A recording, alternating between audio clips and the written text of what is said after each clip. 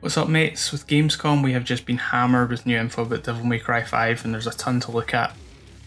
The first thing I want to say is, after the E3 trailer there were certain things I was worried about in the base mechanics of the game.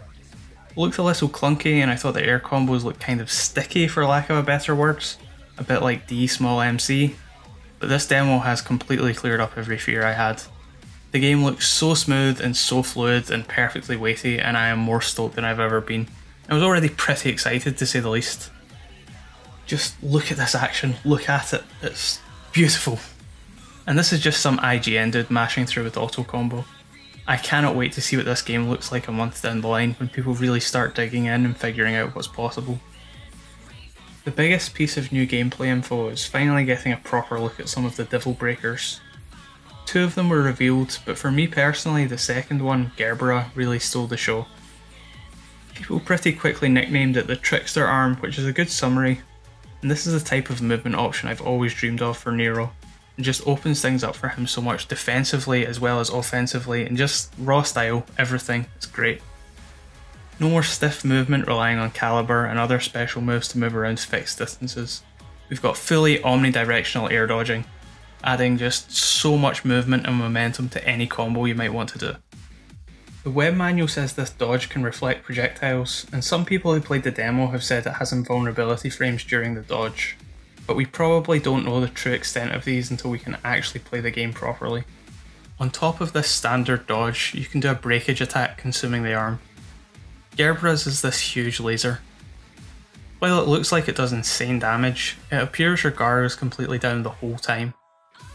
No movement or capacity to dodge, so you really have to think through when to use it, both to stay safe in combat and not to waste a precious resource. The Overture seems like a much more standard damage tool, and while it's flashy from this footage, I don't think we'll really know what it's capable of till we can actually sink our teeth in. Overture's breakage attack is this huge explosion followed up by a gunshot. It remains to be seen if it's more than a damage tool, possibly granting some invulnerability, but right now we really can't know. There are a couple of big caveats to the Devil Bringers however. They're finite and picked up during the mission, and while they have one move that seems to be unlimited use, the other will consume the arm entirely. Take damage with them equipped and they'll break also. I really like both of these mechanics because they encourage the type of play that I'm a fan of. Safe, steady, and focused on making good decisions with your limited resources. No damage runs are my thing, and planning out how and where to use their break attacks effectively is something I can already envision myself having tons of fun with. One of the bigger concerns though is that there doesn't seem to be a way to switch between them at will.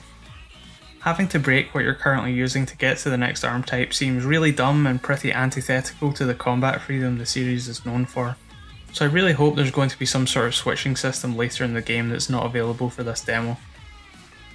Even with all the new combat features shown for Nero, that R2 button is still looking pretty barren. Just seems like such a needless cap on an otherwise great looking system that will totally neuter combo potential, but we'll see how that develops. This might be a bit presumptuous, but my suspicion is that Nero is going to be getting more special moves across the board, not just through the Devil Breakers. Split, his downward sword slam in the air, is having its input changed, something I can only see happening if he's getting a new move on that command to replace it. Otherwise, Capcom is just screwing over the muscle memory of innocent gamers for no reason. Which is definitely their MO anyway, so who can say. Blue Rose is getting some huge changes of its own, which I'm a big fan of. Instead of being ebony and ivory light like in DMC4, the fact that it's a big ass meaty slow firing revolver is finally being put on show, especially with the charge shot. Rather than it being hold and release, you'll now charge it up, load your ammo, and the next time you fire you'll get the full power attack. This is a really welcome change, since it means that remapping shoot to a shoulder button no longer feels necessary to actually play the character to his full potential. There are a couple of other new things in the Dante reveal trailer, but I don't think we've seen enough to really justify looking more in depth just yet. That time slowdown thing sure does look fun though. I'll catch you next time we get some more info, gamers. This is Zodiac signing off. Adios.